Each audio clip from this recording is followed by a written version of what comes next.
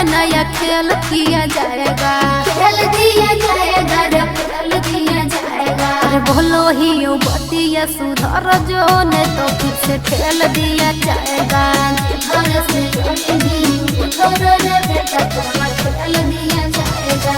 बोलो ही यो बतिया सुधर जो नहीं तो फिर से खेल दिया जाएगा।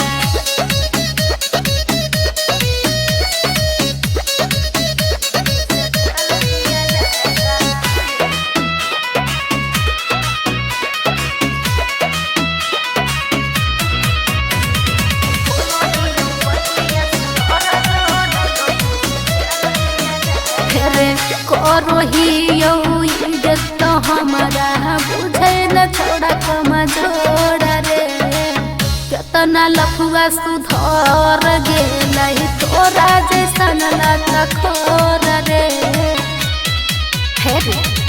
करो ही यो इज्जत हमारा बुझे नहीं कमजोर रे, तोरा जैसन केतना लफुआ सुधर गेलै लखोर रे। नया साल में नया नया खेल किया जाएगा, खेल दिया जाएगा रे, खेल दिया जाएगा। अरे बोलो ही यो बतिया सुधर जो नहीं तो फिर से खेल दिया जाएगा।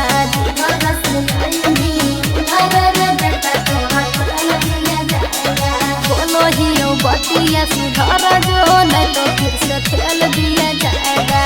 बोलो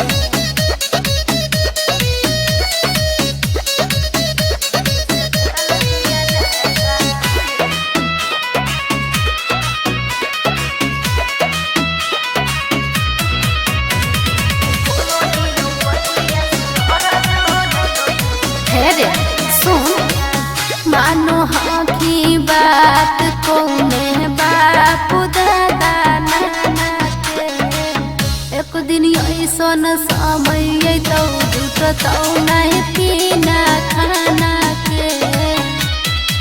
हाँ मानो हाँ की बात कौने बापू दादा नाना के, एक दिन ऐसन समय तो जुटतौ नहीं खाना पीना के। झाड़ू लेके तोरा झोल दिया जाएगा, छुड़ाया जाएगा, खेल छूट जाएगा। अरे बोलो ही यो बतिया सुधर जो नहीं तो फिर से खेल दिया जाएगा। घर से उधर रे बेटा तुम्हारा खेल दिया जाएगा। बोलो ही यो बतिया सुधर जो नहीं तो फिर से खेल दिया जाएगा। बुझले।